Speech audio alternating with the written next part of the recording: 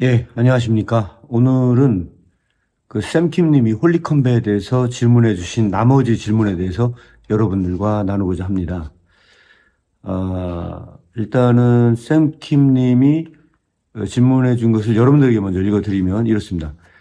죗값을 예수가 대신 치른 것은 비윤리적인 범주나 윤리적인 범주를 논할 수 있는 문제가 아니고요. 이미 윤리를 초월한 영역에 있다고 생각을 합니다. 라고 제가 대답을 했어요. 이 대답은 홀리컴뱃에서 죗값을 예수가 대신 치른 것은 비윤리적이지 않은가라는 질문에 대한 제가 대답을 한 거고요. 두 아들을 죽인 원수인 안재선의 구명을 탄원하며 양아들로 삼았던 손양원 목사의 행동도 윤리를 초월한 것이었죠. 윤리적인 범죄에서 피해자가 피의자에게 정당한 값을 요구하는 것이라면 윤리를 초월한 예수의 행동은 피해자가 피의자의 값을 치르는 비정상적인 선행이죠. 이렇게 답변을 해주셨고요. 그러나 나는 너에게 말한다. 너희 원수를 사랑하고 너희를 박해하는 사람을 위하여 기도하라. 그래야만 너희가 하늘에 계신 너희 아버지의 자녀가 될 것이다. 이 윤리를 초월한 행동을 요구하는 하나님을 믿는 이들이 기독교에 나오면 과연 여기 누가 진정한 기독교인일까요? 사랑할 수 없는 것을 사랑하고 용서할 수 없는 것을 용서하고 변명하지 말고 가장 낮은 곳에서 섬겨라. 킬케오르도 이것을 실천하였던 사람이었는지 궁금합니다. 그렇다면 그렇게 할 수 있는 동기에 대한 통찰도 있는지 궁금합니다. 자, 이렇게 말씀해 주셨습니다. 자, 이 부분에 대한 것이 이게 대답이 될 수 있는지는 제가 한번 제 나름대로 대답을 한번 해보도록 하겠습니다. 굉장히 중요한 질문이고 또 이미 제가 여러분들에게 말씀드렸던 대로 죗값을 치른 예수님이 대신 치른 것은 윤리적인 영역에서는 다룰 수 없다고 생각을 합니다. 그래서 죄의 값을 예수가 대신 치른 것은 비윤리적인 여기지 않은가 하면은 이것은 당연히 대답은 비윤리적이라고 얘기를 돼야 되는 것이죠. 그래서 이거를 간단하게 한번 여러분들에게 이해할 수 있는 제가 그 예화를 한번 만들어 봤습니다. 이 예화가 맞을 수도 있고 맞지 않을 수도 있는데 제가 좀 한번 만들어 봤거든요. 그냥 한번 들어보시기 바랍니다. 한 반의 학생들이 계속해서 떠들고 있습니다. 선생님은 떠들지 말라고 말을 하는데도 계속 이 학생들이 떠들어요. 그래서 선생님이 마지막 경고를 하고 선생님은 밖에 나갔다 들어왔어요. 와보니까 반 전체가 다 난장판입니다. 네, 그래서 선생님은 그 중에서 가장 떠드는 학생 한 명을 대신해서 한 명을 나오라고 해서 대신 그 죗값을 치르게 할 수 있습니다. 즉 가장 떠든 그 학생은 다른 모든 떠든 학생들을 대신해서 희생양이 되는 거예요. 이것은 일종의 르네 지라르의 희생양 메커니즘과 비슷합니다. 제가 르네 지라르에 대한 이야기를 여기서 다 드릴 수는 없을 것 같고 간단하게 그냥 르네 지라르의 희생양 메커니즘과 비슷해요. 그래서 이 경우 희생양의 유죄입니다. 왜냐하면 그는 떠들었으니까. 그러니까 이렇게 그가 맞은 것은 어느 정도 이해가 됩니다. 왜냐하면 떠들었으니까요. 그리고 그가 대신 죗값을 대신 지는 것은 윤리적으로도 어느 정도 설명이 돼요. 왜냐하면 다른 학생 중에서 그가 가장 떠든 학생이었고 그래서 그 학생이 맞은 거니까 뭐 자신이 진 죗값을 치르는 거잖아요. 억울해할 수도 있어요. 그럼에도 불구하고 윤리적으로는 설명이 돼요. 그는 잘못이 있기 때문에 그렇습니다. 자, 그렇다면 제가 한번 이런 설명을 드려보겠습니다. 이번에는 선생님이 반 전체가 난장판이 되어버린 그 반에서 들어가서 단 한 번도 떠들지 않은 학생을 불러다가 대신 죗값을 치르게 합니다. 그런데 그 학생은 억울해하지도 않습니다. 오히려 그 벌을 달게 받아요. 그래서 화를 내지도 않아요. 다만 떠든 모든 학생을 대신해서 벌을 받는 거예요. 그런데 이게 여러분들은 말이 됩니까? 이것은 윤리적으로 정당화될 수 있다고 생각하십니까? 정말로 만약에 이것이 현실 생활에서 벌어진다면 아마 그 선생님이 정신병자거나 그 사이코라고 사람들이 생각할 겁니다. 한 명도 떠들지 않은 학생을 가서 팬다? 말이 안 되는 거거든요. 그리고 더 중요한 건 뭐냐면 맞은 학생도 그걸 달게 받는다? 자기 떠들지 않고서 있을 수도 없는 일입니다. 기독교는 마치 이것처럼 일어난 사건입니다. 그러니까 이거는 윤리적으로 설명할 수 없는 부분이 있다고 저는 생각을 하는 거고요. 이 사건은 단지 그냥 떠들지 않은 학생에게 벌어진 이야기일 뿐이지만 예수 그리스도의 사건은 전적으로 다릅니다. 그분은 아무런 죄가 없어요. 뿐만 아니라 그분은 한마디로 말해 세상의 주인이셨던 분이셨어요. 그런데 이 세상을 창조하고 세상의 주인이셨던 분이 인류를 대신해서 죄값을 치른다? 인류의 죄를 아무 죄도 없는 분이 대신 지고 한다? 그것도 이 세상의 주인이 그렇게 한다? 이건 말이 안 되는 사건이거든요. 그래서 이것은 윤리적 범주에서는 논할 수 없는 이야기입니다. 여기까지 기독교가 왜 윤리적으로 논할 수 없는지에 대해서 조금 더 다른 차원에서 여러분들에게 말씀을 제가 한번 드렸고요.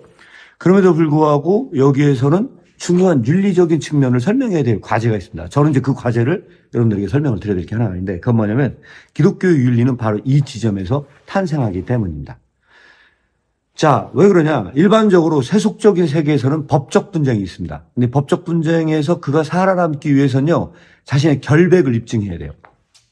아무 죄가 없다는 것을 입증해야 되고, 입증하면 감옥에도 안 가요. 하지만 기독교는 조금 달라요. 그래서 여러분들의 이해를 돕기 위해서 아까 학생 예화를 다시 여러분들에게 설명을 드릴게요. 학생 예화는 제가 그냥 여러분들에게 이해시키기 위해서 그냥 나름대로 그냥 만든 예화이기 때문에 조금 문제가 있을 수도 있어요. 그냥 들어주시면 됩니다. 떠들지도 않은 학생이 모든 떠든 학생들을 대신해서 벌을 받았다고 다시 생각을 해보시기 바랍니다. 윤리적인 측면에서 생각해보면 반 전체를 난장판으로 만든 떠든 학생들은 대신 벌을 받은 학생에게 미안한 마음이 들까요? 미안한 마음이 들지 않을까요? 여러분들의 생각은 어떻습니까? 제가 볼 때 떠든 학생은 떠들지 않은 학생이 대신 희생양이 되어 매를 맞았을 경우 미안한 마음이 들 것 같아요. 진짜로 그런 일이 벌어지고 이 말도 안 되는 이런 일이 벌어져서 한 번도 떠든 학생이 매를 맞았다? 그리고 그가 진짜 뭐 어마어마하게 맞아가지고서 중상을 입었다라고 한다면요. 더 그러면 그럴수록 더 떠든 학생들은 이 대신해서 매 맞은 이 희생양, 이 결백한 희생양에 대해서 죄 없는 희생양에 대해서 미안한 마음이 들 것 같아요. 여러분은 어떻습니까? 이게 바로 윤리적인 측면입니다. 미안한 마음이 드는 건 당연한 얘기이지 않냐는 거죠. 그때 매를 맞았던 가엾은 이 학생은 그들을 향해 말을 한다고 여러분들이 가정해 보겠습니다. 자, 이제 우리가 떠들지 말자 라고 말을 하잖아요. 바로 이것이 윤리를 낳는 겁니다. 그 학생들에게 많이 떠드는 학생이 체벌을 받고 나서 야, 떠들지 말자 하는 거 하고 한 번도 떠들지 않았는데 그가 대신 매를 맞았어요. 근데 그가 떠들지 말자라고 말을 했으면 어느 것이 더 강력한 윤리적 실천을 낳을까요? 바로 이 지점에서 우리가 논하고자 하는 것이 바로 기독교의 윤리입니다. 왜냐하면 이 지점에서 기독교의 윤리가 탄생하기 때문이고, 다시 말해 대신 희생양이 된 그 학생의 말이 떠든 전체 그룹의 일종의 윤리적 의무를 만들게 됩니다. 이게 크리스천이 윤리적 의무가 만들어지는 지점이기 때문에 여러분들에게 말씀을 드려요. 이것을 조금 더 어렵게 설명을 하면 기독교는 결백한 자가 이웃을 사랑하는 게 아니에요. 죄인임을 깊이 자각하는 자가 이웃을 사랑하고 이웃에 대한 책임을 집니다. 바로 이것이 기독교의 윤리의식입니다. 결백한 자가 자신의 선행을 자랑하며 윤리를 실천하는 것이 아닙니다. 기독교는 자랑할 만한 윤리적 의무가 존재하지 않습니다. 왜냐하면 그는 죄인이기 때문이에요. 죄인이기 때문에 여기서 용서받았다는 용서의식이 생겨요. 크리스천은 다른 것은 다 망각할 수 있어요. 그의 죄가 잊힐 수도 있어요. 왜? 용서를 받았으니까. 그러나 용서받은 자라는 것은 절대 망각할 수 없습니다. 그는 죽을 때까지 용서받은 것을 망각할 수 없어요. 만약 그렇게 된다, 그럼 우리가 기독교를 비판했던 대표적인 영화 중에 그 전지현이 출연한 영화 있지 않습니까? 네, 제가 갑자기 지금 생각이 안 나는데, 밀양. 그 밀양이라는 영화와 같은 그런 일이 발생해요. 그는 용서받은 것을 망각하면 용서를 실천할 수도 없을 뿐더러 윤리적 의무에서 배제가 돼요. 자, 여기서 중요한 건 뭐냐면 세상을 향한 기독교의 윤리는, 예, 기독교가 그 용서의식이 생길 때만 들어온다. 게다가 복음은 믿는 자에게 예수님이 행했던 방식으로 그도 살기를 요구해요. 그러나 이것이 아주 어려운 과제예요. 왜냐하면 아까 그 샘킴님이 말씀했던 것처럼 우리는 원수도 사랑해야 하는 그런 지경에 이르러요. 그리고 박해하는 사람을 위해 기도를 해야 되고요. 말도 안 되는 얘기거든요. 그때 하나님 아버지의 자녀가 될 수가 있어요. 이게 바로 기독교의 어려운 점입니다. 그래서 여기에서 오늘 드디어 샘킴님의 질문에 대한 대답을 내려야 됩니다. 어떤 대답이냐? 이 윤리를 초월하는 행동을 요구하는 하나님을 믿는 이들이 기독교인이라면 과연 여기 누가 진정한 기독교인일 수 있느냐? 이 잣대로 들이대잖아요. 한 명도 기독교인이 될 수 없을 거라고 저는 개인적으로 생각을 합니다. 뿐만 아니라 여기서 중요한 게 뭐냐면 이 하나님 아버지의 완전하심처럼 우리가 완전해라. 그러면 단 한 명의 크리스천도 생기지 않을 것이다. 이렇게 이 질문에 대해서 대답될 수 있을 것 같고요. 이 기독교는 복음이 아닙니다. 굿뉴스가 아닙니다. 좋은 소식이 아닙니다. 이 복음은요, 좋은 소식이라기보다는요, 잔인한 것이고요, 인간에게는 고문일 수 있습니다. 그래서 이 기독교는 달리 해석이 돼야 돼요. 자, 사랑할 수 없는 것을 사랑하고 용서할 수 없는 것을 용서하고 변명하지 말고 가장 나순 자 섬겨라. 킬케고르도 이런 삶을 실천하였던 사람인지 궁금하다라고 얘기를 했는데 결론적으로 이야기하면요. 킬케고르 역시 이와 같은 삶을 실천에 옮기는 것에 대해서 자기는 실천할 수 없는 사람으로 본 것으로 저는 생각하고 있습니다. 그래서 그는 자기를 시인에 불과한 존재로 보았어요. 근데 사실 킬케고르는 시인을 많이 비판했어요. 시인을 많이 비판했고 이 종교적 이 시인의 실존은 일종의 타락으로 생각할 정도로 이 죽음의 눈병 2부에서도 비판을 하고 있지만 정작 자기 자신은 종교적 시인이라고 말을 했어요. 자, 그러면서 그는 루터를 칭찬합니다. 자기 시험을 위하여서는 루터를 칭찬해야 하는데 왜냐하면 그는 오직 믿음으로만 구원을 받는다고 그가 말했어도 그의 삶은 행위였다는 거예요. 행위뿐이었다는 거예요. 그래서 자기는 루터와 같은 믿음의 증인의 삶을 살 자신이 없다고 킬케고르는 고백을 합니다. 네. 그래서 마지막 결론적으로 이야기를 하자면 어떻게 그럼 크리스천이 되느냐라고 하는 질문과 이거는 맞닥뜨려지는 질문이고요. 이러한 기독교를 가장 엄밀한 기독교를 설명하고 말했음에도 불구하고 킬케고르는 기독교에 대한 관대함에 대해서 설명을 합니다. 관대함에 대해서 설명을 하고요. 그 모든 것들에 대해서 제가 지금 이 영상에 모든 걸 다 담을 수는 없고 제가 결론적으로 이 얘기를 하고 이 방송을 마무리할까 생각 중에 있습니다. 자, 어떻게 기독교인이 되고 누가 진정한 크리스찬이냐에 대한 부분은요. 오늘 요 책 이방인의 염려 요 책의 제 해제에다가 다뤘던 내용을 여러분들에게 설명을 드리고 오늘 방송을 마무리하고자 합니다. 자, 산상수훈 5장과 6장은 완전히 다릅니다. 산상수훈 5장은 하나님 나라의 윤리를 제공하고 있는데요. 이거는 누구도 지킬 수 없는 윤리입니다. 네. 왜냐하면 마음으로 사람을 미워하면 그도 살인자라고 말하고 있기 때문에 이 복음은 율법보다 더 엄밀합니다.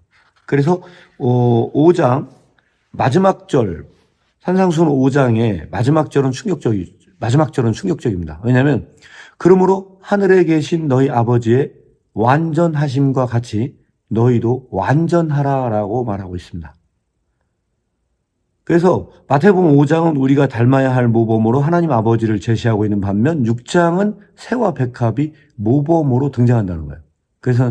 그래서 이런 갑작스러운 변화는 굉장히 생뚱맞다고 제가 표현을 해놨습니다. 하나님 아버지의 완전하심을 본받아야 하는 우리는 다시 들의 백합과 공중의 새를 보게 돼요. 이 부분은 크게 두 가지로 설명을 할 수가 있습니다. 첫째, 관대함입니다. 하나님 아버지의 완전하심을 닮으려면 가랑이가 찢어집니다. 뱁새가 황새를 따라가다가 가랑이가 찢어지는 꼴입니다. 과연 누가 마태복음 5장을 실천할 수 있으며 하나님 아버지를 완전하게 닮을 수 있겠습니까? 가끔 사람들은 예수님이 우시는 장면은 성경에 나오지 않는데 왜 웃는 장면은 나오지 않는가라고 불평을 합니다.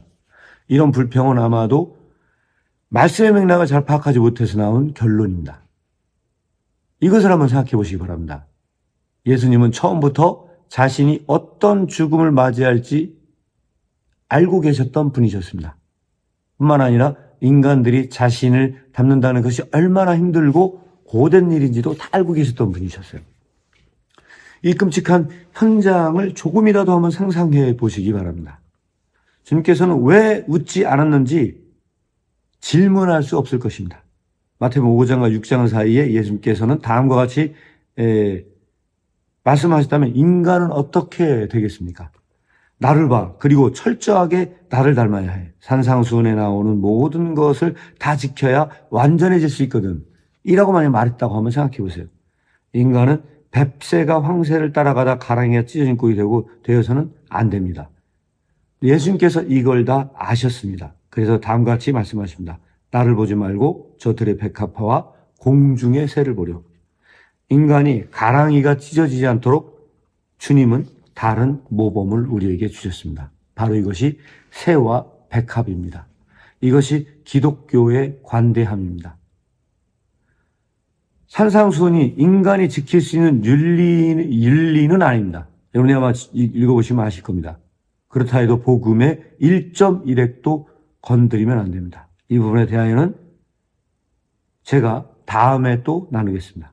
복음은 우리에게 새와 백합의 모범을 주시면서 그만큼 부드러워진 것입니다. 바로 이것이 복음의 관념입니다. 자, 제가 여기까지 간단하게 이방인 염려의 일부를 제가 여러분들에게 읽어드렸습니다. 제가 읽어드린 이유는 뭐냐면 이것이 바로 키르케고르가 말하는 복음의 관대함이고요. 이것이 바로 크리스천으로 제시한 내용입니다. 그러니까 다른 말로 말씀을 드리자면요. 이런 무지막지한 것을 다 실천에 옮기는 사람만 크리스천이 되는 게 아니고 복음은 그 수준을 낮췄다고 말합니다. 그래서 들의 백합과 공중의 새처럼만 산다 하더라도 너는 크리스천이야 라고 이야기를 하면서 복음은 크리스천이 되는 그 수준을요 낮췄다는 겁니다. 이게 바로 키르케고르가 말하는 복음의 관대함입니다.